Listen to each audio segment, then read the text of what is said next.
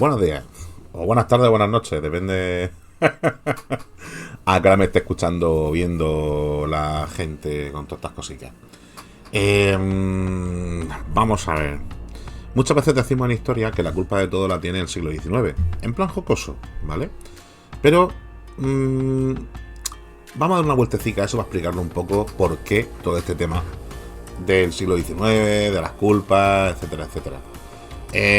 Justo hoy es, cuando estoy grabando esto, es 26 de enero de 2026, la casualidad.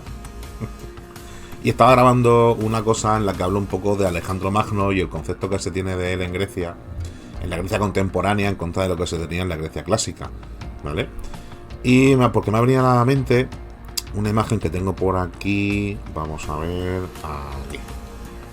Esto, chicos. Sí. Es una escultura heroica de Alejandro en Tesalónica, ¿vale? Que está al norte de Grecia. Al noreste creo que está de Grecia. Es que solamente está en Atenas. Y aunque algo de geografía antigua he estudiado en su día, siempre hay cosas que me bailan y nunca nadie sabe de todo, ¿vale? Y esto tiene que ver mucho con el tema del siglo XIX y del concepto que se tiene del héroe y de la historia en el siglo XIX. Me explico. En el siglo XIX surgió una corriente que fue el positivismo histórico, ¿vale? Que es una cosa que a la peña a la que le mola el tema de los héroes, las grandes batallas y tal, es perfecto, porque le explica la historia de manera simple. Todo es una concatenación de datos, ¿vale? Que están ahí. Y si os fijáis en los estudios positivistas, por ejemplo, si os fijáis, que le mole el rollo este, si os fijáis en los estudios positivistas siempre prima el dato, pero es un dato totalmente subjetivo. Me explico. Frente a otras posturas que se tienen ya en la época contemporánea o en nuestra contemporaneidad de un estudio global de la historia, no solamente el 12 de octubre de 1492 Colón descubrió América, como lo dábamos antiguamente en el cole, ¿vale? O en el año 711 llegan los musulmanes a la península ibérica, ¿vale? Estos son datos cronológicos, ¿ok? Se tiende a pensar que el historiador nunca se puede salir de ahí porque son los únicos datos teóricamente con los que cuenta, ¿vale? Ahí entran las batallas, las conquistas, las no batallas, las derrotas, las victorias, etcétera. Y se tendió en el siglo XIX a coger esa manera de estudiar la historia y meterla dentro de la historia de los países. En el siglo XIX tiene también otra cosica, en la época de los nacionalismos. Gordo, otro lo mismo. Y en contra de lo que mucha gente suele pensar hoy en día, no solamente existen los nacionalismos periféricos o los nacionalismos de me voy de aquí porque no me gusta, existen los nacionalismos centralistas, los que aglutinan, los que aglomeran. Por ejemplo, la República Francesa actual, heredera del 19, con muchos matices, muchas evoluciones, etcétera, etcétera, ¿vale? Que eso la gente contemporánea lo sabe mucho mejor que yo. Es una república un poco más bastante más centralista que, por ejemplo, la República de Alemania, que es una república federal. Hay dos tipos de repúblicas, por ejemplo. Bueno, pues en los nacionalismos vamos a tener un nacionalismo periférico que se llama, que es cuando un territorio se quiere ir de otro territorio del que pertenece. Ejemplo, la Grecia del siglo XIX, con nuestro colega Alejandro. Ahí en medio con el caballito, bucéfalo, ¿vale? Bucéfalo que te doy. Y luego tenemos nacionalismos aglutinantes o nacionalismos céntricos, ¿vale? O centralistas. Por ejemplo, la unificación de Alemania y la unificación de Italia. Todo esto se da en el mismo siglo, ¿ok? De hecho, cuando estaba haciendo ahora recuento de cosas, aquí leyéndome alguna cosilla y tal, recuerdo las clases de tercero de carrera con historia contemporánea del siglo XIX, cuando daban las revoluciones de 1820, las revoluciones de 1830 y las revoluciones de 1848, ¿no? Cada una dentro de un marco y tal, más luego las unificaciones del último tercio del siglo, las unificaciones de Italia y de Alemania. Claro, al mismo tiempo que se están creando esas unificaciones, también se están expandiendo los imperios del 19, sobre todo el francés y el británico. O sea, es un siglo trepidante. El siglo XIX es un siglo trepidante para entender cómo estamos hoy en día o por qué hoy en día estamos así, ¿vale? Y además una cosa que llevo dando la vuelta desde que comenzó el año 2026. Es que es bastante loco, la verdad. De secuestros, no secuestros.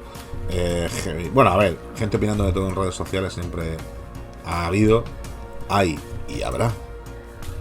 Pero bueno, eso es otro tema ya que tal, ¿no? Por cierto, me gusta a mí este formato de poder soltar ahí todo lo que me da la gana.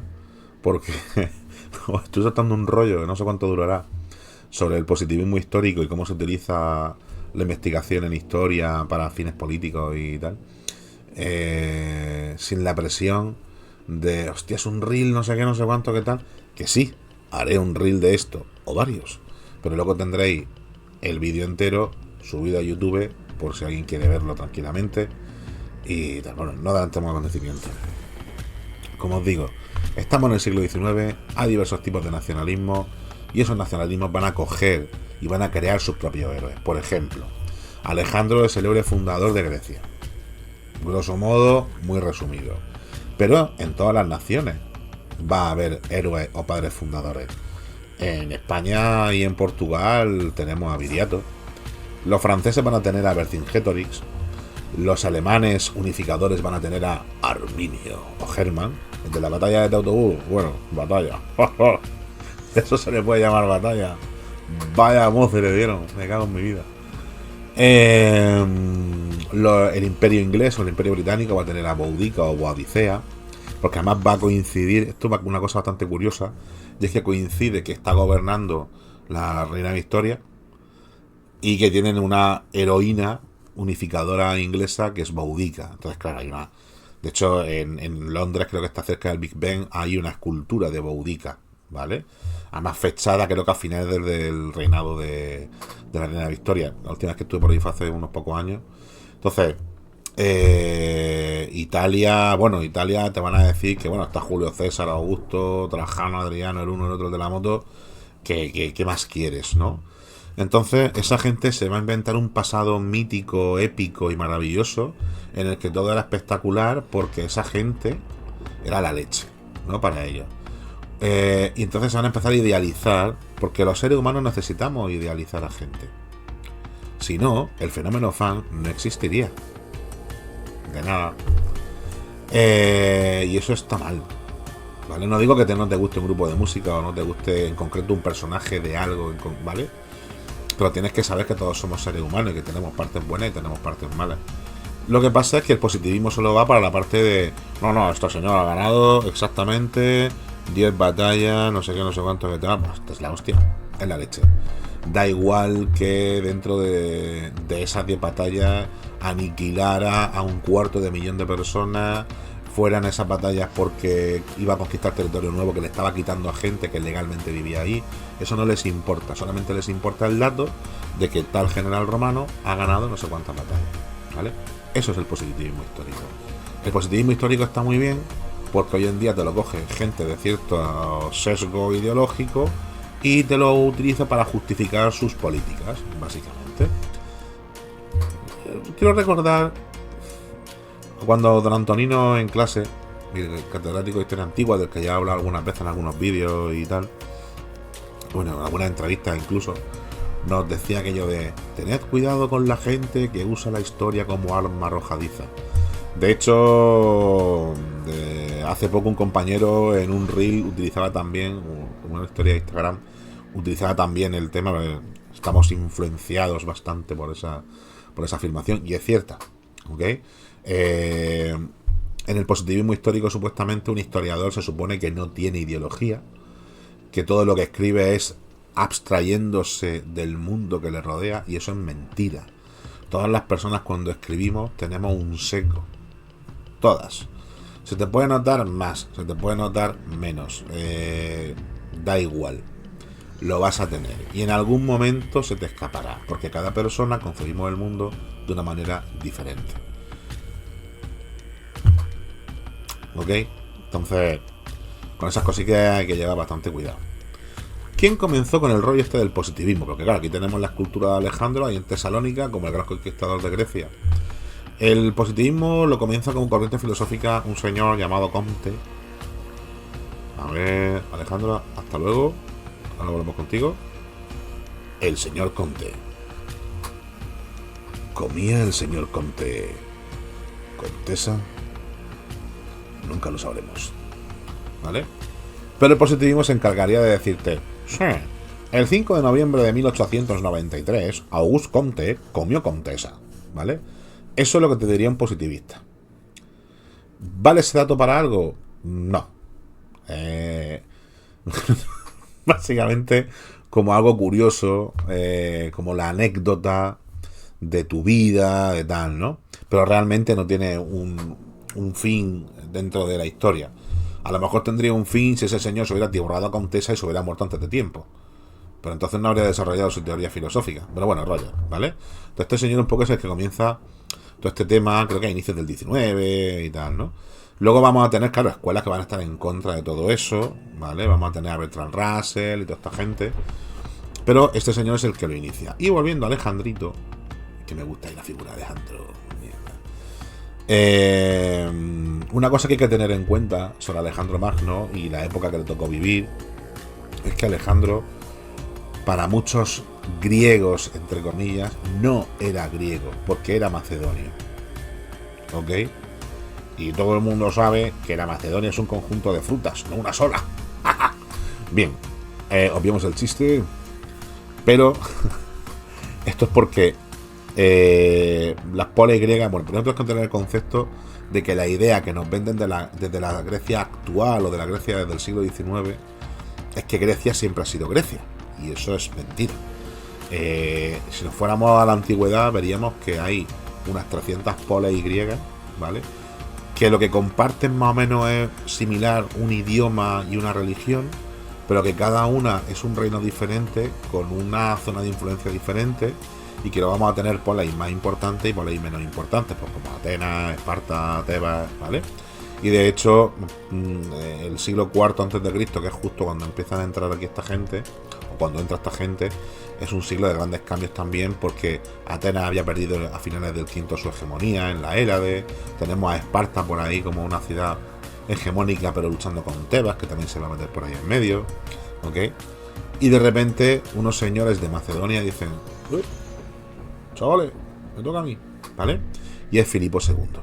Filipo II es el padre de Alejandro. Yo a Filipo le tengo mucho cariñico, porque mi primer trabajo de la carrera fue un trabajo biográfico sobre Filipo. Antiguamente en primero de carrera teníamos un trabajo durante todo un año tutorizado sobre un personaje histórico, en el que teníamos que coger fuentes primarias, es decir, gente que escribiera sobre su vida más o menos cercano a cuando vivió esta persona; fuentes secundarias, es decir, historiografía, gente que desde el siglo XVIII y XIX hasta nuestros días ha escrito sobre ese personaje, ¿no? Y luego coger una parte de su vida y enfatizarla. Yo cogí la parte de su muerte. Pero bueno, hijo de Filipo es Alejandro. Filipo tiene a gente en polis griegas que están a favor de ese afianzamiento de Macedonia como un reino predominante en la región, y gente que está a favor de él. Y luego Filipo va a tener a gente como Demóstenes, que es un señor que está totalmente en contra de él. Demóstenes es un político y escritor ateniense del siglo IV a.C. y es famoso por sus filípicas. Hoy en día en prensa, cuando aún se sigue utilizando, aunque ya cada vez menos, porque es un poco ahí de moda, muchas veces he visto escrito en prensa generalista el: madre mía, le ha escrito una filípica, en correspondencia, de hecho Cicerón tiene unas filípicas, creo, en correspondencia con esas cartas que escribió Demóstenes, metiéndose hasta arriba con la figura de Filipo, porque lo veía como una amenaza. Y gente como Demóstenes, atenienses de otras ciudades y tal, estaban en contra de los macedonios porque no eran griegos para ellos, eran macedonios. ¿Cómo se defendían los macedonios, según tenemos entendido? Diciendo que ellos son tan griegos como son tan de la Hélade o de la Coiné, como el que más, porque son descendientes de Heracles. Y ya está. ¿Y cómo sabes que son descendientes de Heracles? Pues porque lo digo yo. Y fin del asunto. Como luego el que gana es Filipo, lo que nos ha quedado es como que Filipo es el que unifica toda Grecia, que luego Alejandro hereda su reino después de la muerte de Filipo y comienzan las campañas de expansión. Luego Alejandro, pues bueno, se muere en Babilonia en 323 a.C. y jajaja. Luego llega Augusto y se carga la nariz, según Dion Casio. Eso Eso de Augusto con la nariz de Alejandro sale en mi primer libro. El primero, el del nombre largo. El que alguna gente se piensa que son 3 libros y no uno. Porque se llama Coronas de Laurel, un caballo en el Senado y la nariz de Justiniano. Ahí sale lo de Augusto con la nariz de Alejandro Magno, ¿de acuerdo? Pero realmente la figura de Alejandro como el gran héroe griego es cogida en el siglo XIX porque Grecia está en un proceso de independencia del Imperio Otomano, del Imperio Turco. Entonces necesitan héroes padres fundadores. Y el héroe padre fundador de la esta es Alejandro. ¿Vale? Por eso su figura para la contemporaneidad actual es tan importante, porque siempre lo están viendo como ese gran héroe occidental frente al oriental, que es cosas también que serían otro rollazo de meter aquí, ¿vale? Que no voy a entrar ahí, pero que sepáis que todas estas cosas de los grandes héroes y tal surgen precisamente en el siglo XIX por esos condicionantes políticos que está explicando y cogiendo a esos personajes de los cuales, pues bueno, esta gente únicamente sabía pues que eran gente muy importante que había ganado muchas batallas y era lo único que le importaba, básicamente. Por cierto, si queréis saber más de Grecia, pero de la Grecia contemporánea, tenéis que meteros a seguir a Bigotes y Brulotes. Bigotes y Brulotes, ¿vale? Que mi colega Adri, que está ahí haciendo podcasts, cosas de redes y tal, sobre la Grecia de los siglos del 19-20, etcétera, ¿vale? Lo podéis seguir en Instagram, lo podéis seguir con su podcast, así que espero que os haya explicado y servido para algo el rollo que os estoy soltando, ¿vale? Nos vemos en siguientes etapas de esta nueva fase divulgativa. Me alegra mucho haber vuelto a hacer cosas más largas para que poder explicar mejor las cosas que pienso, ¿vale? Aunque sé que muchas veces se quedan cosas en el tintero, que hay que explicar más, etcétera, pero bueno. Y nos escuchamos y nos vemos por Romanos hizo un día en el caso de redes sociales y por Romani y Tedomun en el podcast, que lo tenéis en Spotify y lo tenéis también en iVoox, ¿ok? Hasta luego. Decirle adiós a Alejandro. Hasta luego, Alejandro.